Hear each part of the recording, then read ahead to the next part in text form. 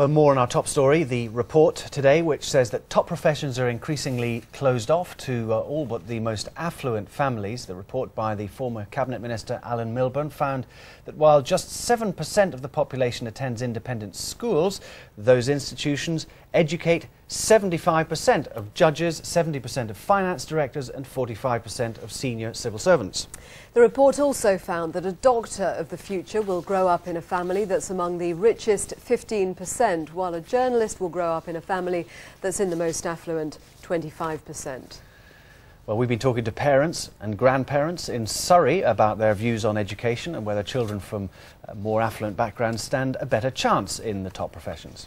It's still down to a question of money, isn't it? If you can actually be in the right school, unless you move house to get into a particularly good grammar school, which they're trying to get rid of now. So there's not many choices if you don't have enough money to privately educate your children or grandchildren. We put my daughter through college, university and all that, but then my second daughter, we couldn't. We just didn't have the money. It's not there, you know. But lucky enough, she got a job and she was okay. The state schools obviously don't have the same reputation as the private schools.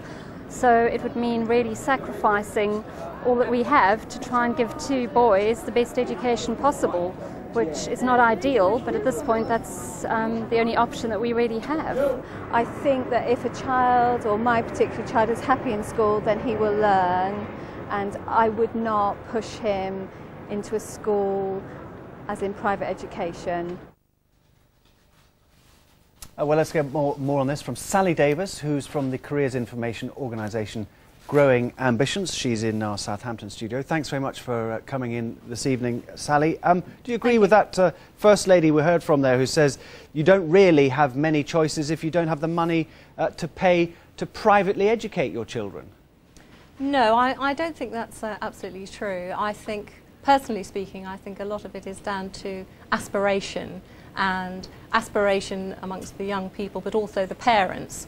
And at Growing Ambitions, we are all about boosting aspirations of young people, and there's nothing quite like it for getting information from someone doing the job that gives you the information from which you develop your aspirations. This is one of the things that came out of the report today, isn't it, that there wasn't perhaps a good enough performance on behalf of careers advisors and so on who operate in schools to try and motivate children to pursue certain careers. I mean, is that a picture that you would agree with? Yes, yes. I founded Growing Ambitions because I could see that there's only around half the schools in the UK have a fully trained careers advisor, and often the job is shared for another teacher in the school, for example, and that is inadequate.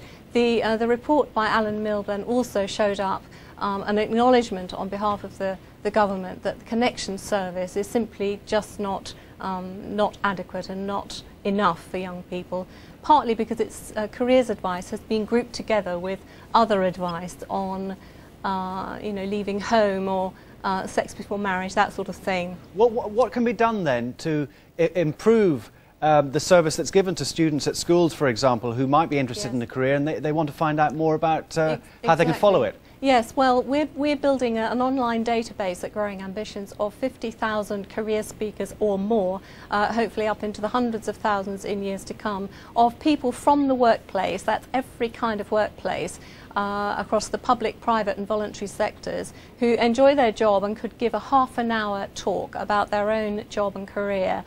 People sign up with us online at growingambitions.org and they wait for an invitation from a school, college or university to go in and speak.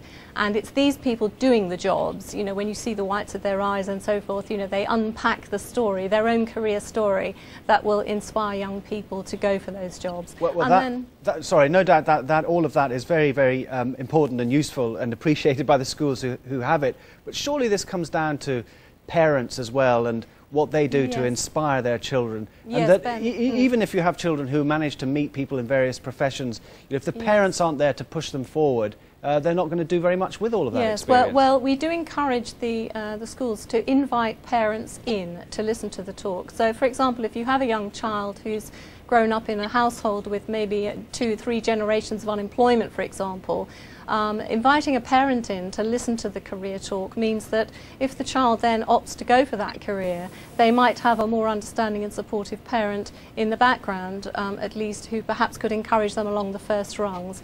And then after that, it's over to the careers guidance provision within the system to help that young person along their path. Are you frustrated by the fact that although you provide people to go in and you know, tell students about their working lives and try and get them interested, that actually when it comes to applying for jobs, you know, a lot of students, if they don't come from the right school or have the right background, as we've heard in this report today, they're simply turned down by lawyers, by journalism organisations, etc.?